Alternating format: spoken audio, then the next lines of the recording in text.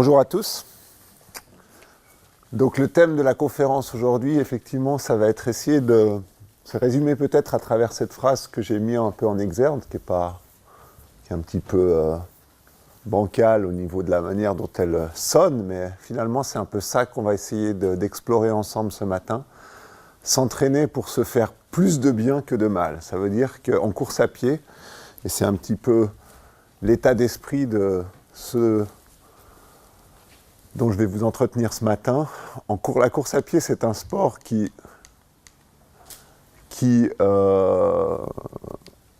vais revenir à la course à pied, c'est un sport qui est à la fois très libre, mais aussi qui est potentiellement dangereux. Et c'est cette thématique qu'on va explorer.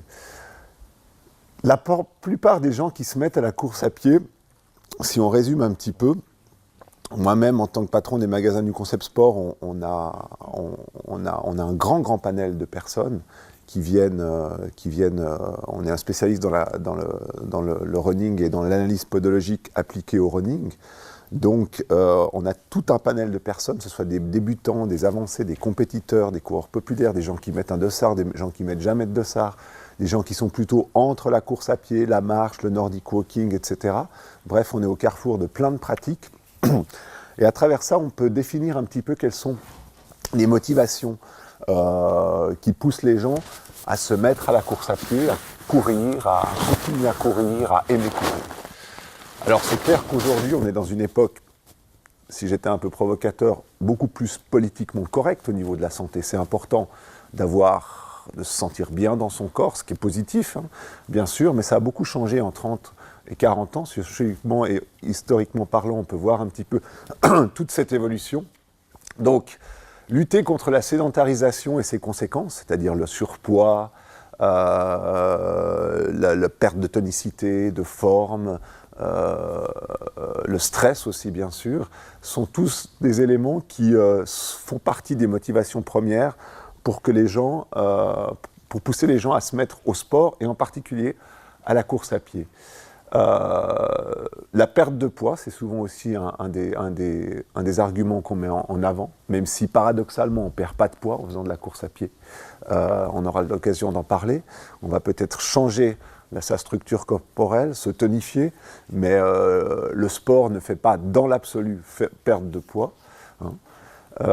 Mieux gérer le stress, on est dans une société où effectivement en particulier sur le plan professionnel, mais même aussi sur le plan familial, on est exposé à beaucoup de stress. Or, on sait que l'activité physique, et en particulier l'activité physique dans les sports d'endurance, permet d'évacuer un petit peu ce stress.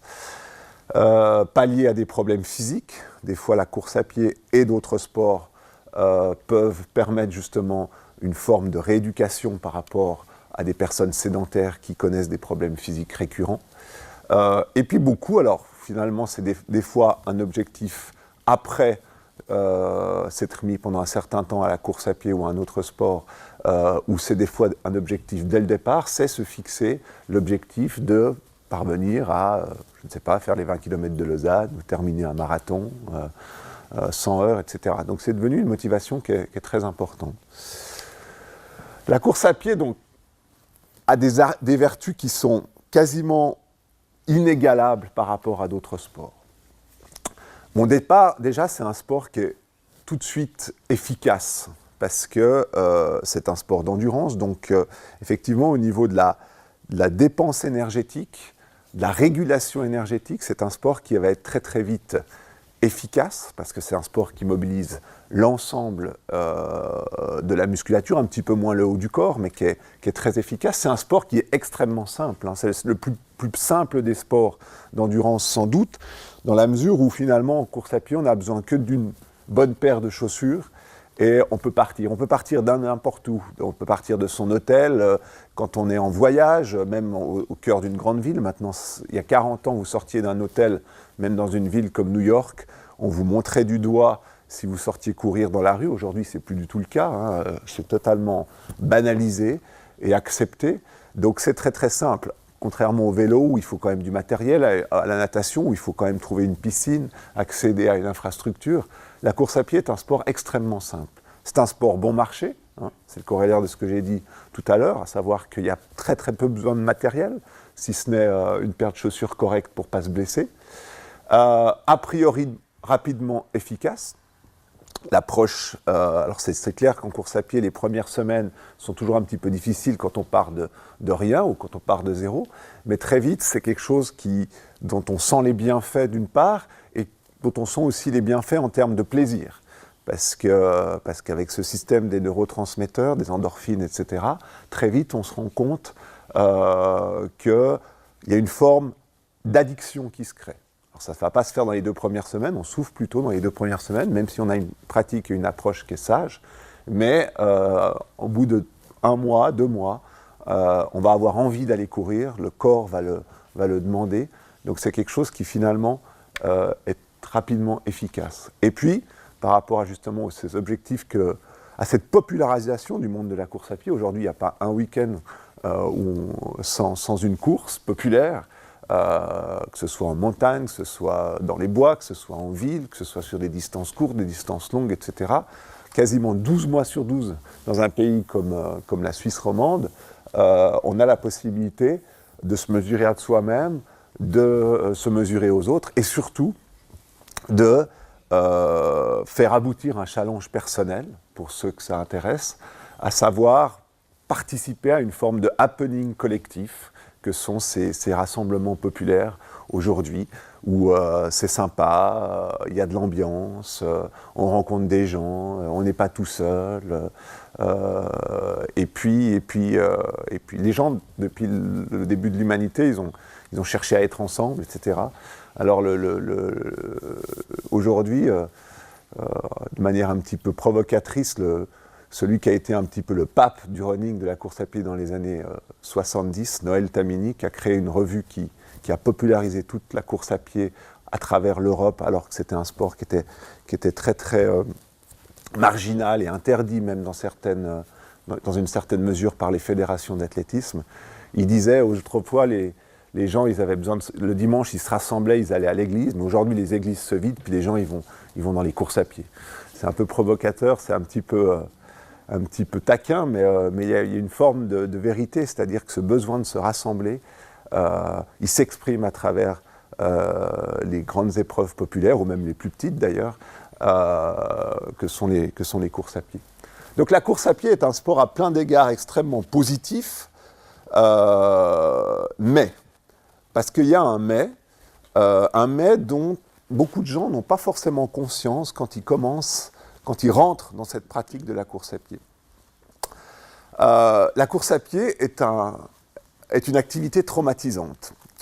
C'est une activité aussi qui est, entre guillemets, sucrée. Je vais vous expliquer ce que ça veut dire. La course à pied est un faux ami et clairement un sport à problème pour le sportif débutant si on ne l'aborde pas avec un cadre strict. Car les conséquences d'une approche de la course à pied, justement, qui ne serait pas équilibrée dès le départ, peuvent être un épuisement menant au découragement, on en a dit quelques mots, les blessures, bien sûr, paradoxalement la prise de poids et un abandon assez rapide de la pratique lié aux éléments précédents.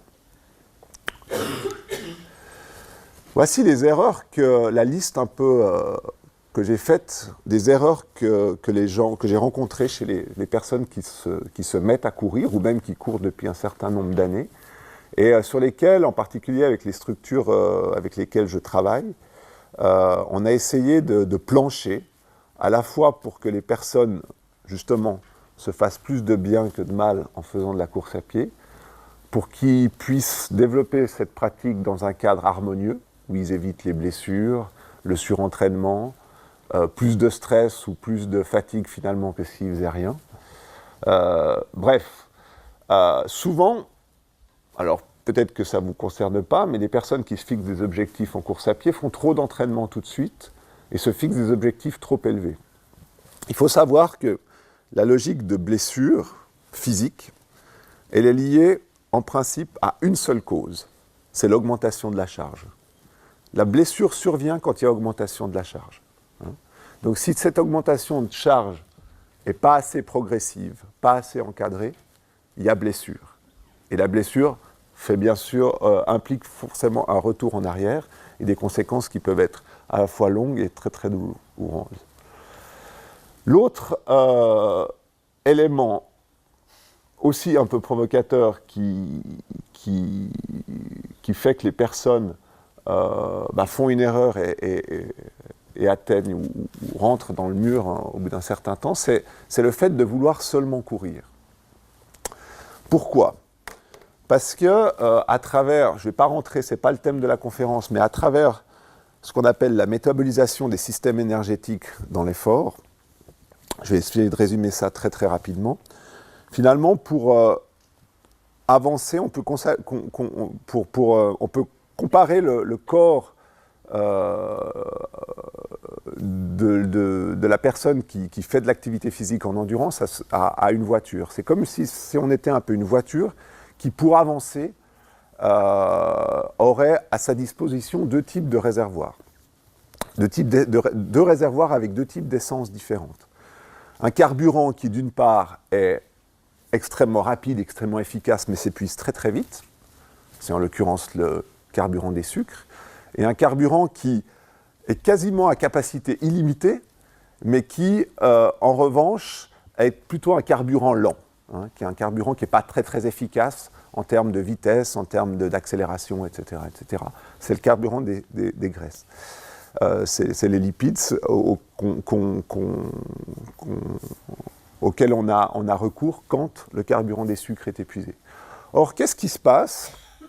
C'est que la plupart des gens qui se mettent à courir, de par le fait qu'ils n'ont pas, soit de base, en l'occurrence, qui viennent souvent d'un passé sédentaire, ou qu'ils ont arrêté pendant une très très longue période, dès qu'ils se mettent à courir, même à faible allure, c'est déjà une allure qui métaboliquement est trop rapide et est potentiellement dangereuse.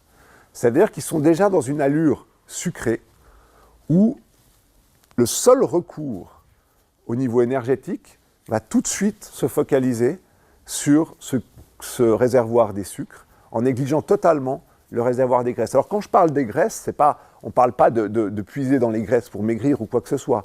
On parle de puiser dans le réservoir des graisses par rapport à un métabolisme qui est beaucoup plus harmonieux, qui est beaucoup plus équilibré et qui économise finalement le métabolisme des sucres. Quelle est la conséquence d'une personne qui va s'entraîner trop vite ? Ça va être le fait que, justement, au niveau métabolique, c'est quelqu'un qui va être tout le temps en manque de sucre, qui n'aura pas appris à se servir de ces deux réservoirs de manière équilibrée, et qui va d'une part s'exposer en termes de besoins alimentaires, de besoins en sucre, à des courbes extrêmement anarchiques, d'une certaine manière. C'est des gens qui vont souvent, et Dieu sait s'ils sont nombreux, avoir besoin de sucre dans la journée, le soir, etc.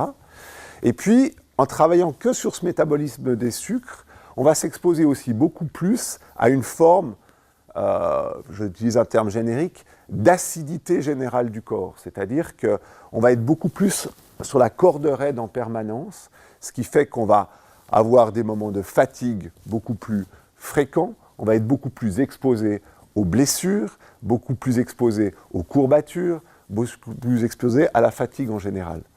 Or, on s'est rendu compte, puisque je reçois énormément de coureurs populaires qui me demandent de les préparer pour une course quelconque, un 10 km, un semi-marathon, etc., on se rend compte, à partir du moment où on les envoie faire un test d'effort, j'ai développé un protocole de test d'effort avec une entité ici à Lausanne et une entité à Genève, qui calcule justement ce seuil des graisses, c'est-à-dire la vitesse à partir de laquelle on est dans un métabolisme qui est majoritairement sucré, et on se rend compte que les personnes, dès qu'ils sont à 5 km/h sur le tapis, donc à la marche, premier palier d'effort, dans 85 à 90% des cas, ils sont déjà sur un métabolisme majoritairement sucré. C'est lié à quoi ? La plupart du temps, c'est lié au fait que les gens s'entraînent toujours trop vite. C'est-à-dire souvent toujours à la même vitesse, ou une vitesse à laquelle, s'ils ne transpirent pas énormément, s'ils n'ont pas l'impression d'être fatigués, voire épuisés après leur effort, ils ont l'impression d'avoir rien fait. La clé, justement, de l'équilibre métabolique, la clé du plaisir à long terme, la clé de l'équilibre aussi physique en termes de blessures, etc., c'est le fait de s'entraîner à des vitesses différentes. Et en particulier quand on commence une pratique, de s'entraîner à allure très lente et souvent, pour les personnes qui sont débutantes ou pour les personnes qui ont un niveau plutôt basique, cette allure très lente, la course à pied, c'est déjà trop élevé. Il faut commencer par la marche. Une marche active, une marche alternée avec de la course à pied, une marche entre guillemets un peu plus tonique ou un peu plus complète, type Nordic Walking, ou alors le vélo, par exemple, parce que le vélo, quand on en fait sur le plat, et qu'on va à une allure lente, entre guillemets, on avance tout en ayant une activité à intensité très réduite. Or, la course à pied, pour beaucoup de personnes, dès qu'on se met à courir, même doucement, on est déjà dans une activité qui est relativement intensive. Et les personnes, ils se disent « Ouais, mais si je veux faire de la course, je ne vais pas me mettre à marcher. » Si. Le paradoxe, c'est effectivement que pour apprendre à courir, il faut d'abord savoir marcher. Et c'est la règle, et c'est l'enseignement que nous donne un petit peu, je dirais pour moi, 6 à 7 ans d'analyse de tests d'effort chez des centaines de personnes qui soit sont des personnes s'entraînant depuis un certain temps, soit sont des personnes débutantes. C'est ce que ça montre.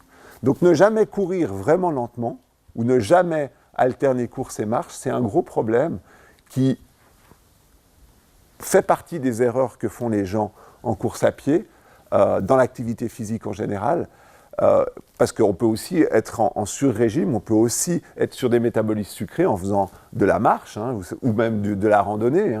Vous savez, quand on monte, qu'il y a en plus l'altitude, quand on fait de la randonnée, etc., qu'on transpire comme un bœuf, qu'on est extrêmement essoufflé, tout ça, on se met à chaque fois dans le rouge. Donc à chaque fois qu'on fait une activité physique, être dans cette zone métabolique, c'est extrêmement dangereux.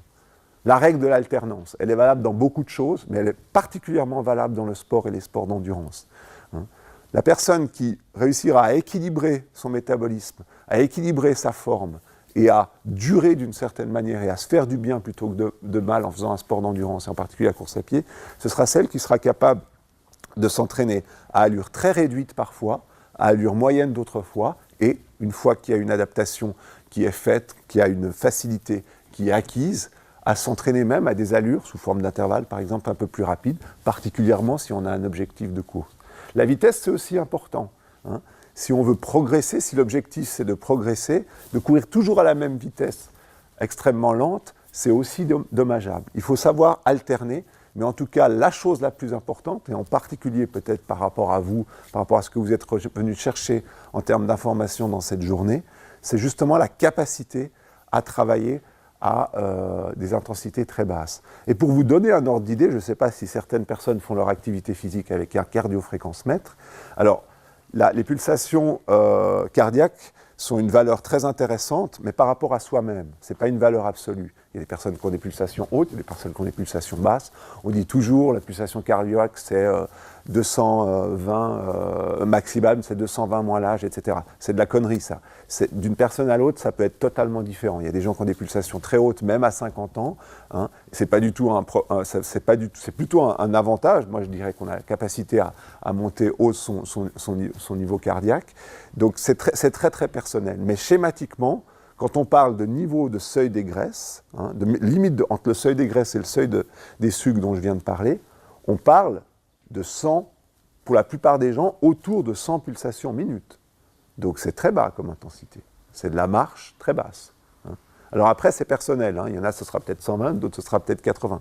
Mais souvent, pour vous donner un ordre d'idée par rapport à tous les tests que j'ai analysés, on est à ce niveau à peu près. Alors après, c'est des calculs qui se font en laboratoire par rapport à des échanges gazeux qui permettent de définir cette limite entre seuil des graisses et seuil des sucres. Mais c'est effarant de voir en 5 ans à quel point des personnes sur les 2 premiers paliers d'effort, c'est-à-dire 5 km/h, 6 km/h, basculent déjà dans un métabolisme majoritairement sucré et donc potentiellement pas dangereux, mais dangereux quand il est entraîné de manière unilatérale.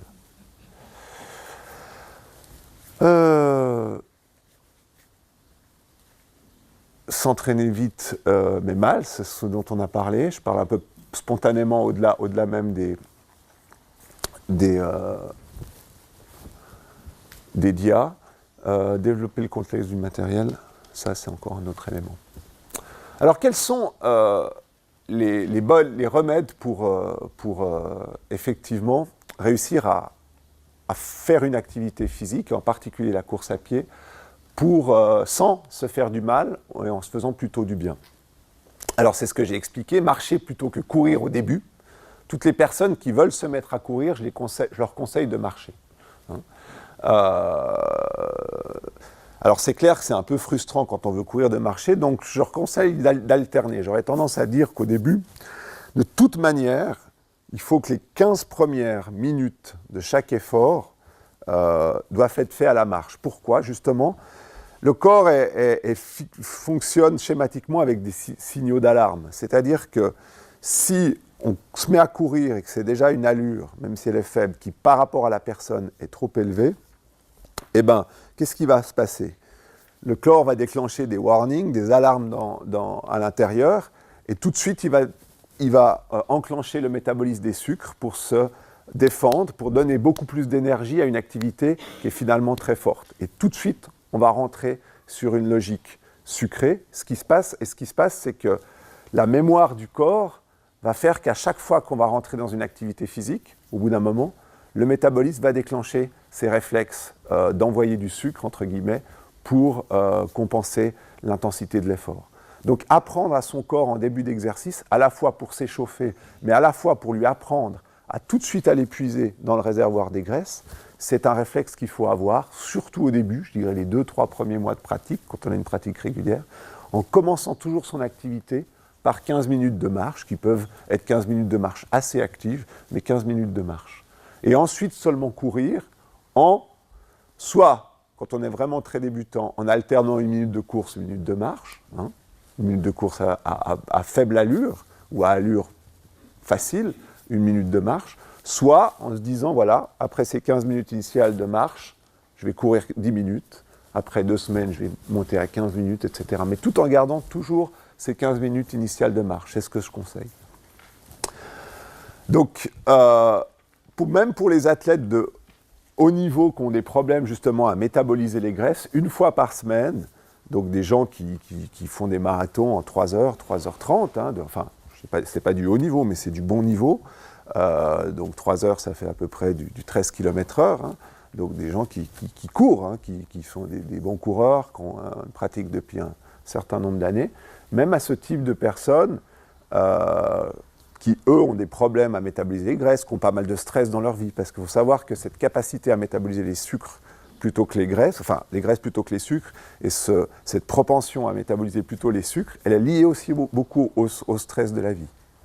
Elle est aussi beaucoup liée à l'alimentation, la manière dont on mange, dans tout ça, c'est souvent une conséquence directe des niveaux de stress qu'on a. Donc les personnes qui sont toujours à fond, qui ont beaucoup de stress dans leur travail, qui ont beaucoup de stress familial, et qui vont courir sur ce stress en pensant déstresser, hein, et ben justement, c'est toutes ces personnes stressées qui ont ces problèmes au niveau de cette métabolisation des sucres et des graisses, je leur fais faire en tout cas une fois par semaine un entraînement relativement long qui consiste à faire 40 minutes de marche au niveau du seuil des graisses, 30 minutes de course et de nouveau 20 km de marche. 20 minutes de marche, excusez-moi, à la fin. 20 minutes de marche. Justement pour toujours faire ce rappel de métabolisation des graisses. Je vous parlais du stress de la vie quotidienne. Il faut aussi choisir ou cibler son activité physique en fonction de ce stress. C'est-à-dire que beaucoup de personnes auront tendance à se dire « j'ai eu une journée super stressante, hein, je vais aller courir le soir et puis je vais me donner un bloc parce que ça va faire évacuer tout ce stress ». J'aurais tendance à dire le contraire. Plus vous avez une journée stressante, plus il faut faire une activité longue et à faible intensité. C'est ce qui va vous permettre d'évacuer le stress, voire à très faible intensité. Moins vous avez de stress, plus vous pouvez vous permettre de faire du travail un peu plus rapide, des intervalles, des choses un peu plus intensives. C'est comme ça que justement cet équilibre de métabolisation énergétique va le mieux jouer. C'est comme ça que vous allez le plus progresser, que votre vie et votre sport à l'intérieur de votre vie va se dérouler et va se pratiquer de la manière la plus harmonieuse. Entrer dans la course par un sport mieux adapté aux néophytes par rapport à ces problème lié justement à cette métabolisation des graisses, c'est aussi un élément qui est très important et qui est finalement que je conseille parce que entrer dans la course à pied, par le Nordic Walking, par le vélo à faible intensité, enfin à faible intensité ou en tout cas pas dans des cols, qui développent des niveaux de métabolisation énergétique, d'implication aussi de l'appareil locomoteur, au niveau des chocs bien sûr, puisqu'en vélo il n'y en a pas, en Nordic Walking il y en a moins. C'est une approche qui est à mon avis très positive. C'est une approche qui va dans le sens de la progression et c'est ce qui permet justement peut-être d'avoir, après, de commencer à courir de manière harmonieuse avec des bases de renforcement au niveau musculaire, au niveau articulaire et des bases de renforcement au niveau énergétique. Alterner course et marche, ensuite, on en a parlé. Choisir de varier les vitesses de course et de marche une fois qu'on est vraiment prêt à devenir un coureur. J'en ai aussi parlé, par rapport en particulier à cette séance du week-end, souvent parce que c'est un peu plus long, que je donne à beaucoup de coureurs, quel que soit leur niveau, d'alternance de course, 40 minutes de course, 40 minutes de marche, 30-40 minutes de course, et puis de nouveau de la marche. Donc choisir les bonnes allures, c'était le premier bon réflexe à avoir quand on commence à faire de la course à pied. Et puis le travail périphérique, qui peut être aussi quelque chose d'extrêmement important, qu'il est, pour justement éviter les blessures, éviter le découragement, éviter le surentraînement. Savoir que la course à pied, c'est quand même un sport relativement traumatisant. Il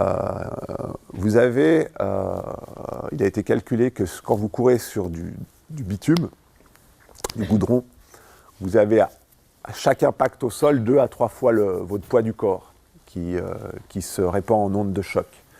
Donc c'est relativement éprouvant. Alors aujourd'hui, les chaussures sont bien faites, même si on a tendance peut-être un petit peu à trop pousser globalement. Ces dernières années, ils ont tendance à trop pousser vers l'amorti, ce qui fait que ça a poussé les gens à courir plus sur le talon et que c'est en courant sur le talon qu'on a le plus d'ondes de choc. On s'est rendu compte avec des études récentes que quand on court sur le médio-pied ou sur l'avant du pied, justement, il y a moins d'ondes de choc. Mais c'est une question d'adaptation parce que l'individu s'est tellement habitué avec ses amortis très très gros à courir sur le talon qu'aujourd'hui, c'est difficile de repasser sur l'avant sans problème d'adaptation. Mais toujours est-il qu'aujourd'hui, si la chaussure est adaptée, on peut absorber un petit peu ces chocs. Mais ça reste un sport très traumatisant. Il faut le savoir, c'est un sport où il y a beaucoup de blessures inflammatoires, tout ce qui est problème de genou d'abord, en particulier ce fameux syndrome de l'essuie-glace, qui est en fait finalement une tendinite de la bande, ce qu'on appelle la bandelette iliotibiale. Ça c'est très très fréquent chez les coureurs. C'est beaucoup, dans 85-90% des cas, on arrive à le corriger avec une chaussure adaptée en termes de pronation. C'est souvent les personnes qui ont les jambes un peu en X ou un pied varus, c'est-à-dire qui est plat et qui a tendance à s'affaisser sur l'intérieur dans le déroulement du pied. Donc ça, c'est quelque chose qui se corrige, enfin qui peut être aidé à corriger par le port d'une chaussure adaptée. Mais ça reste un sport traumatisant. Alors ça ne veut pas dire qu'il ne faut pas courir sur route, attention. Moi, je pense, beaucoup de gens me disent « Oui, j'ai mal ici, je vais arrêter de courir sur route ». Là aussi, en termes de choix de terrain, l'alternance est vachement importante. Comme c'est bien de courir avec une ou deux paires de chaussures différentes, c'est très bien aussi de courir sur tous les types de terrains. Les sentiers, la route, pourquoi pas la piste de temps en temps. L'idée, c'est que le pied et finalement tout le squelette puisse être sans arrêt en adaptation avec un autre type de terrain. Parce que si on est toujours sur le même type de terrain, on va avoir toujours le même type de déformation au niveau du pied et toujours le même type finalement de répercussion au niveau du squelette. Donc l'alternance des terrains, c'est aussi une manière de prévenir les blessures. L'alternance des sports aussi, donc, puisque la course à pied étant un sport extrêmement traumatisant, le fait de faire des sports moins traumatisants vont vous permettre de progresser en course à pied aussi, tout en maintenant en ménageant votre monture d'une certaine manière et votre squelette, etc. Donc j'ai parlé du Nordic Walking, le vélo, la randonnée bien sûr, tous les autres sports d'endurance vont aller dans le même sens que finalement la course à pied. Même si vous vous fixez des objectifs de course, plus vous allez vous rapprocher de l'objectif, plus vous allez vous concentrer sur la course à pied. Mais les bases de la pyramide pour vous amener à votre sommet, elles doivent être un peu renforcées à travers justement cette alternance. Le renforcement musculaire ciblé sur la prévention est également un élément hyper important. Alors, je crois que vous allez beaucoup en parler aujourd'hui, en particulier à travers vos ateliers. Mais principalement, il y a 2 zones qui sont importantes pour le coureur à pied. Donc, c'est bien sûr toutes ces ceintures abdominales qui portent un petit peu le squelette. Et Dieu sait on voit des gros problèmes, y compris chez des coureurs de très haut niveau. Je suis confronté à ça actuellement avec des gens que je reprends, des coureurs d'ailleurs africains très forts. Problèmes de pubalgie, problèmes de hanches, liés souvent à un gainage musculaire, un gainage de la ceinture abdominale qui est extrêmement faible. Ça tient tout ça un peu. Et quand la fatigue intervient, eh ben, l'affaissement et le fait que ça ne tienne pas justement ici, du fait d'une faiblesse, provoque des dommages collatéraux importants. Après, il y a tout le travail au niveau du pied, bien sûr. Renforcement de la cheville en termes de souplesse sur le plan musculaire, de toute la zone de la cheville. L'une des autres grosses blessures du coureur à pied, c'est bien sûr la tendinite d'Achille.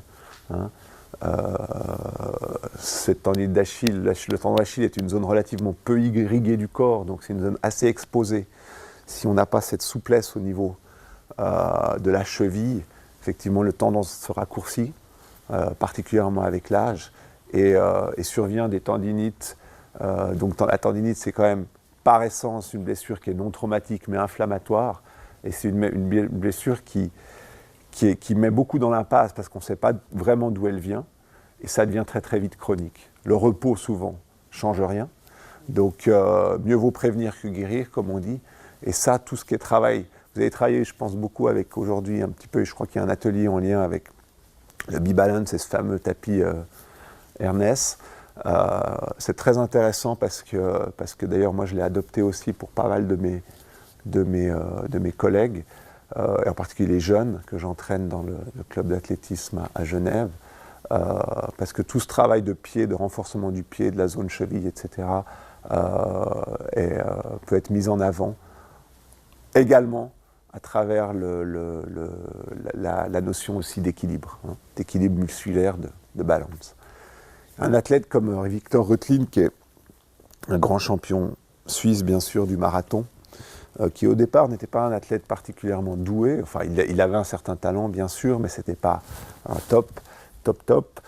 Tout au long de sa carrière, il a eu extrêmement peu de blessures. Il a eu un problème d'embolie pulmonaire, mais qui n'est pas à proprement parler une blessure, qu'il a eu il y a quelques années, mais autrement, il n'a quasiment jamais été blessé. Mais c'est quelqu'un qui a privilégié pendant tout au long de sa carrière un travail périphérique constant, justement au niveau de ce renforcement du pied, des chevilles, au niveau du gainage. Il a fait beaucoup de gymnastique au sens large pendant toute sa carrière, et je pense que c'est une des raisons centrales pour lesquelles il a été relativement épargné par les blessures pendant toute cette carrière. Alors, apprendre à courir, on parle de technique de course, beaucoup de gens courent ce qu'on appelle en cycle arrière, donc sur le talon, en s'écrasant au sol, donc avec un temps de contact au sol très, très lent, en étant extrêmement crispé au niveau du haut du corps, avec des genoux qui sont un peu en rase-mode, c'est-à-dire qui ne montent pas. Alors, c'est un problème en termes d'efficacité, ce qu'on appelle le coût énergétique, c'est-à-dire que la foulée elle-même est handicapante en termes de performance. Mais c'est aussi un problème en termes de prévention. Parce que, logiquement, si vous écrasez au sol, si votre temps de contact au sol est long, l'impact va être plus lourd et l'exposition à la blessure va être plus grande. Donc, apprendre à courir en termes de mobilité, de souplesse, de technique de course, d'élasticité, c'est aussi un élément qu'il ne faut pas négliger à n'importe quel âge et quelles que soient les ambitions d'ailleurs. Parce que ça permet justement d'améliorer justement cette fluidité et ça a un impact direct sur la prévention. Je vous donnerai après des liens où il y a quelques exercices de base en vidéo que vous pouvez voir par rapport à justement cette amélioration de la technique de course, des exercices tout simples, et c'est extrêmement important. Enfin, le dernier point, c'est un point qui est quand même sujet à controverse, puisque on parle d'étirement, de stretching. Alors j'ai commencé l'athlétisme à l'âge de 15 ans, j'en ai aujourd'hui 44, donc j'ai tout vu par rapport aux théories en vigueur sur les étirements et le stretching. Il fallait en faire 40 minutes chaque jour à une certaine période, après il ne fallait plus en faire du tout. Bref, on a tout vu et entendu ces 30 dernières années sur l'importance du stretching et des étirements dans la pratique de la course à pied. Beaucoup de gens, aujourd'hui, la théorie la plus en vigueur, basée sur des articles et des recherches, montre qu'a priori, en termes de course à pied, en particulier chez les personnes qui font de la compétition, le fait de faire du stretching ou des étirements n'aurait aucun impact sur les blessures. Même dans certains cas, ce serait même plutôt contre-productif. Mais c'est un débat qui est encore en cours, qui est encore ouvert. Moi, je pense que j'ai parlé avant du terme élasticité, c'est-à-dire que c'est clair qu'avec l'âge, on a tendance un petit peu, les muscles raccourcissent, on perd un peu de la souplesse, de l'élasticité. Et je pense que c'est important de l'entretenir, cette élasticité. Alors ça ne veut pas forcément dire qu'il faut faire des exercices violents ou systématiques d'étirement, mais cette élasticité, à travers une gymnastique dynamique, comme celle qui est prodiguée dans certains cours de Sana Sport, à travers peut-être des activités entre gymnastique et spiritualité ou retour sur soi comme le yoga, à travers la gymnastique, à travers aussi certaines formes d'étirement et en particulier d'étirement actif, c'est quelque chose qui permet justement de maintenir, voire d'améliorer cette élasticité, et je pense que c'est quand même un complément relativement important à une pratique harmonieuse de la course à pied. Je voulais finir par un chiffre qui est assez marquant. Avant peut-être de parler justement d'une course, en l'occurrence le marathon de New York, il y a un chiffre qui est un premier chiffre qui est relativement assez intéressant parce qu'il y a une étude qui vient d'être faite en France sur la pratique de la course à pied, qui devient quelque chose d'absolument incroyable, phénoménal en termes de pratiquants nouveaux chaque année. C'est quelque chose de colossal, en particulier chez les femmes qui sont en train de devenir, sont déjà à mon avis plus importantes en termes de pratiquantes que les hommes, et même sur les courses sont en train de passer devant les hommes en termes de proportion par sexe. La pratique de la course à pied chez les femmes prend des proportions absolument incroyables. Aujourd'hui, on commence à voir même des ados de 15 ou 16 ans qui en groupe courent au bord du lac ou partout. Ce que je peux vous dire, il y a 15 ans, ça n'existait pas. Fallait mettre une paire de baskets à une ado, c'était impossible. Donc maintenant, c'est devenu à la fois, c'est rentré dans les mœurs. Et surtout, des journalistes qui me sollicitent pour me parler de l'engouement des courses hors stade, etc., comment ça s'explique et tout. Surtout, ce qu'on ne sait pas, c'est que la pratique de la course à pied, elle est très majoritairement non compétitive. C'est-à-dire que aujourd'hui, dans un pays comme le nôtre, 1/5 de la population court. 20% de la population court, les études statistiques l'ont montré. Ce qui est énorme, ce qui représente à peu près, pour un pays comme le nôtre, je pense, 1,5 million de personnes qui courent. Mais sur ces personnes qui courent, seuls 15% mettent un dossard une fois dans l'année ou plus. Donc 85% des gens qui courent le font pour eux dans la nature, etc. C'est un élément important. Après, souvent, ces personnes, elles passent justement à ce challenge de participer à une course, de participer à une épreuve. Et elles se disent, mais est-ce que c'est pour moi ? Est-ce que c'est possible ? Est-ce que je ne vais pas me faire de mal? Est-ce que ça rentre encore dans un cadre de prévention? Et c'est là qu'intervient le deuxième chiffre qui me paraît extrêmement intéressant. Au marathon de New York, chaque année, enfin ces dernières années, il y avait 50 000 participants. Sur ces 50 000 participants, 50% faisaient plus de 5 heures comme temps pour les 42 km du marathon, ce qui représente la vitesse de 8,4 km/h. Donc c'est un peu de la marche accélérée, 8,4 km/h. Ça veut dire que si vous faisiez plus de 5 heures, moins de 5 heures, c'est-à-dire si vous courez à 8,4 km/h, vous êtes dans la première moitié. C'est-à-dire qu'il y a encore 25 000 personnes qui arrivent derrière vous. Pour moi, la conclusion, qui s'impose à travers ça, c'est que, et on me le demande souvent, tout le monde peut faire de la course à pied, bien sûr, mais tout le monde peut même faire un marathon. J'en suis persuadé. En dehors, bien sûr, de contre-indications médicales majeures, de problèmes très spécifiques, etc. Tout le monde peut courir, donc, ça c'est sûr, mais il faut que ce soit fait dans un cadre harmonieux, avec une approche sage, progressive, comme je l'ai expliqué tout au long de cet exposé. Et surtout, quand on décide de faire une course, il faut savoir à quelle allure on peut courir. On ne peut pas se dire, dans un mois, je vais faire un marathon, ou dans un mois, je vais faire les 20 km de Lausanne. Là, on va rentrer dans un cadre de pratique qui est dangereux.